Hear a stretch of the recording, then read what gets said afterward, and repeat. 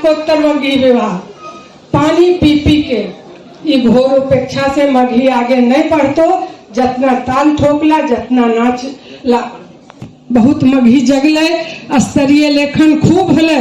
Bharat sir के प्रयास से आज भी 3000 मगही पुस्तक उपलब्ध है स्नातकोत्तर मगही विभाग के लाइब्रेरी में। भाषा विज्ञान से लेके हर पुस्तक है।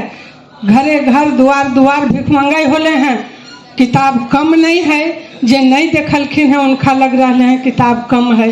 सरकार के तरफ से घोर उपेक्षा होले हैं और ये उपेक्षा जब तक होते ऐसा मीटिंग के कोई औचित्य नहीं रहते। हम कटु बोलिए हमरा माफ करथिन, ये हमार पीड़ा है लेकिन हम निहोरा करबे। तब तक मगही के जे लक्ष्य हमारे के है कि विस्तार पावे तब तक नहीं पाते।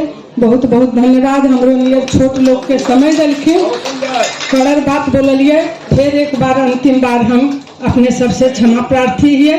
बहुत बहुत धन्यवाद।